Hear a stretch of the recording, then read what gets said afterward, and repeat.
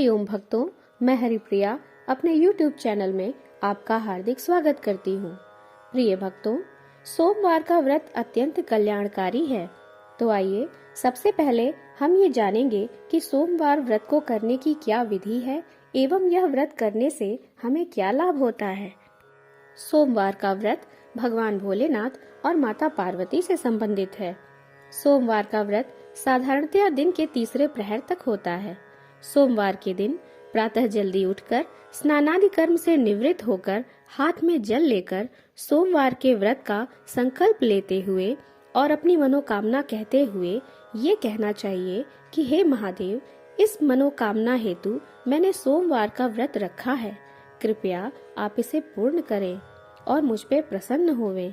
ऐसा कहकर जल भूमि पर गिरा दें। इसके पश्चात शिवालय में जाकर भगवान शिव से पहले उनके परिवार एवं गणों अर्थात श्री गणेश जी, श्री कार्तिकेय जी, माता पार्वती, सर्प पूजन, नंदी पूजन, वीरभद्र पूजन इत्यादि करने के पश्चात महादेव का पूजन करना चाहिए।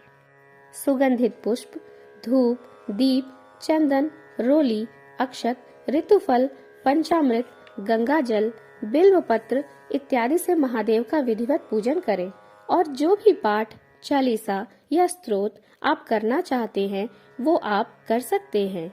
इसके अलावा रुद्राक्ष की माला से भगवान महादेव का पंचाक्षरी मंत्र ओम नमः शिवाय का यथासंभव जाप करना चाहिए।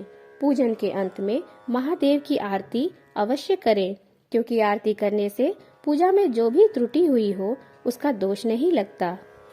श्रावण मास के सभी सोमवारों का व्रत अवश्य करना चाहिए। इस व्रत में नमक का सेवन नहीं करना चाहिए। मौसमी फलों का सेवन कर सकते हैं और संध्या काल 3 प्रहर बीत जाने के बाद भगवान का पूजन करने के पश्चात मीठा भोजन ग्रहण कर सकते हैं। प्रिय भक्तों, आज हम परम पावन सोमवार व्रत कथा का रसपान करेंगे। एक नगर में एक बहुत धनवान साहूकार रहता था, जिसके घर में धन की कमी नहीं थी, परंतु उसको एक बहुत बड़ा दुख था कि उसके कोई पुत्र नहीं था। वह इसी चिंता में दिन रात लगा रहता था। वह पुत्र की कामना के लिए प्रत्येक सोमवार को शिव जी का व्रत और पूजन किया करता था तथा सायंकाल को शिव मंदिर में जाकर शिव जी के सामने दीपक जलाया करता था। उसके इस भक्ति भाव को देखकर एक समय पार्वती जी ने शिव जी से कहा कि हे महाराज, यह साहूकार आपका अनन्य भक्त है और सदैव आपका व्रत और पूजन बड़ी श्रद्धा से करता है। इसकी मनोकामना पूर्ण करनी चाहिए। शिव जी ने कहा, हे पार्वती, यह संसार कर्म क्षेत्र है। जैसे किसान खेत में जैसा बीज बोता है वैसा ही फल काटता है, उसी प्रकार इस संसार में जो जैसे कर्म करते हैं वो वैसे ही फल भोगते हैं। पार्वती जी ने अत्यंत आग्रह से कहा, महाराज, जब यह आपका अनन्य भक्त है और इसको अगर किसी प्रकार का दुख है तो उसको अवश्य दूर करना चाहिए, क्योंकि आप सदैव अपने भक्तों पर दयालु होते हैं और उनके दुखों को दूर करते हैं। यदि आप ऐसा नहीं करेंगे तो मनुष्य आपकी सेवा तथा व्रत क्यों करेंगे। पार्वती जी का ऐसा आग्रह देख शिव जी महाराज कहने लगे, हे पार्वती, इसके कोई पुत्र नहीं है, इसी चिंता में यह अति दुखी रहता है। इसके भाग्य में पुत्र न होने पर भी मैं इसको पुत्र प्राप्ति का वर देता हूँ, परंतु यह पुत्र केवल 12 वर्ष तक ही जीवित रहेगा। इसके पश्चात वह मृत्यु को प्राप्त हो जाएगा। इससे अधिक मैं और इसके लिए कुछ भी नहीं कर सकता हूँ। यह सब बातें साहूकार सुन रहा था। इससे उसको न तो कुछ प्रसन्नता हुई और न ही कुछ दुख हुआ। वह पहले जैसा ही शिवजी महाराज का व्रत और पूजन करता रहा। कुछ काल व्यतीत हो जाने पर साहूकार की स्त्री गर्भवती हुई और 10वें महीने में उसके गर्भ से अति सुंदर पुत्र की प्राप्ति हुई। साहूकार के घर में बहुत खुशी मनाई गई, परंतु साहूकार ने उसकी केवल 12 वर्ष की आयु जानकर अधिक प्रसन्नता नहीं की और न ही किसी को यह भेद बताया। जब वह बालक 11 वर्ष का हो गया तो उस बालक की माता ने उसके पिता से विवाह आदि के लिए कहा, तो वह साहूकार कहने लगा कि अभी मैं इसका विवाह नहीं करूंगा, अपने पुत्र को काशी जी पढ़ने के लिए भेजूंगा। फिर साहूकार ने अपने साले अर्थात बालक के मामा को बुलाकर उसको बहुत सा धन देकर कहा, तुम इस बालक को काशी जी पढ़ने के लिए ले जाओ और रास्ते में जिस स्थान पर भी जाओ यज्ञ तथा ब्राह्मणों को भोजन कराते जाओ। वह दोनों मामा भांजे यज्ञ करते और ब्राह्मणों को भोजन कराते जा रहे थे। रास्ते में एक शहर पड़ा। उस शहर में राजा की कन्या का विवाह था और दूसरे राजा का लड़का जो विवाह कराने के लिए बारात लेकर आया था, वह एक आंख से काना था। उसके पिता को इस बात की बड़ी चिंता थी कि कहीं वर को देख कन्या के माता पिता विवाह में किसी प्रकार की अड़चन न पैदा कर। जब उसने अति सुंदर सेठ के लड़के को देखा तो मन में विचार किया कि क्यों न द्वार पूजा के समय इस लड़के से वर का काम चलाया जाए। ऐसा विचार कर वर के पिता ने उस लड़के और मामा से बात की तो वे राजी हो गए। फिर उस लड़के को वर के कपड़े पहना तथा घोड़ी पर चढ़ा दरवाजे पर ले गए और सब कार्य प्रसन्नता से पूर्ण हो गया। फिर वर के पिता ने सोचा कि यदि विवाह कार्य भी इसी लड़के से करा लिया जाए तो क्या बुराई है। ऐसा विचार कर लड़के और उसके मामा से कहा, यदि आप फेरों का और कन्यादान के काम को भी करा दें तो आपकी बड़ी कृपा होगी और मैं इसके बदले में आपको बहुत कुछ धन दूंगा।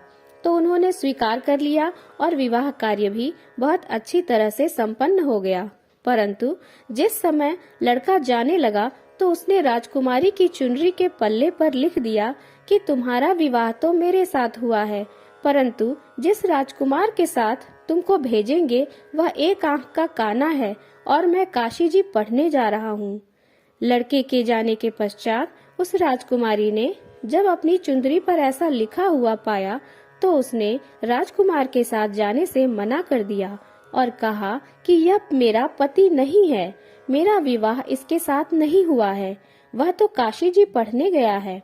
राजकुमारी के माता पिता ने अपनी कन्या को विदा नहीं किया और बारात वापस चली गई। उधर सेठ का लड़का और उसका मामा काशी जी पहुंच गए। वहां जाकर उन्होंने यज्ञ करना और लड़के ने पढ़ना शुरू कर दिया। जब लड़के की आयु 12 साल की हो गई, उस दिन उन्होंने यज्ञ रचा रखा था। तभी लड़के ने अपने मामा से कहा, मामा जी आज मेरी तबीयत कुछ ठीक नहीं है। मामा ने कहा, अंदर जाकर सो जाओ।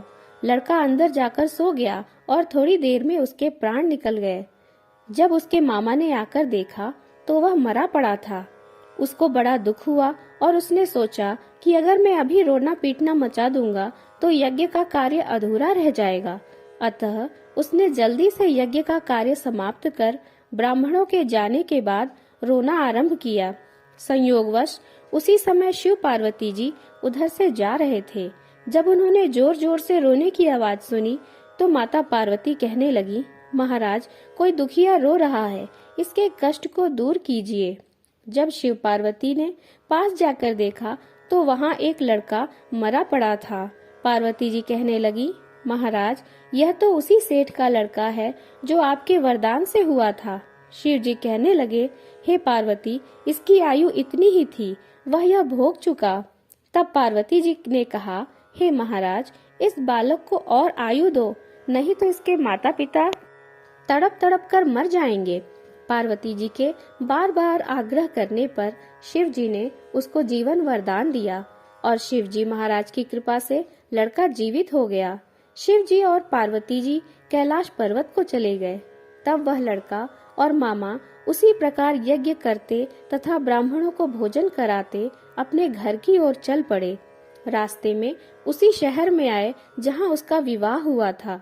वहां पर आकर उन्होंने यज्ञ आरंभ कर दिया तो उस लड़के के ससुर ने उसको पहचान लिया और अपने महल में ले जाकर उसकी बड़ी खातिर की।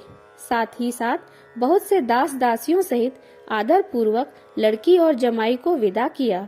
जब वह अपने शहर के निकट आए तो मामा ने कहा कि मैं पहले तुम्हारे घर जाकर खबर कर आता हूँ। जब उस लड़के का मामा घर पहुंचा तो लड़के के माता पिता घर की छत पर बैठे थे और यह प्रण रखा था कि यदि हमारा पुत्र सकुशल लौट आया तो हम राजी खुशी नीचे आ जाएंगे, नहीं तो छत से गिरकर अपने प्राण दे देंगे। इतने में उस लड़के के मामा ने आकर यह समाचार दिया कि आपका पुत्र आ गया, तो उनको विश्वास ही नहीं हुआ। तब उसके मामा ने शपथ पूर्वक कहा कि आपका पुत्र अपनी स्त्री के साथ बहुत सारा धन लेकर आया है। तो सेठ ने आनंद के साथ उसका स्वागत किया और बड़ी प्रसन्नता के साथ रहने लगे। इसी प्रकार से जो कोई भी सोमवार के व्रत को धारण करता है अथवा इस कथा को पढ़ता है या सुनाता है, उसकी समस्त मनोकामनाएं भोलेनाथ अवश्य पूरी करते हैं। ओम नमः शिवाय। इस प्रकार सोमवार व्रत की कथा संपूर्ण हुई। प्रिय भक्तों, हमारे चैनल को लाइक, शेयर और सब्सक्राइब करने के लिए आपका बहुत बहुत धन्यवाद।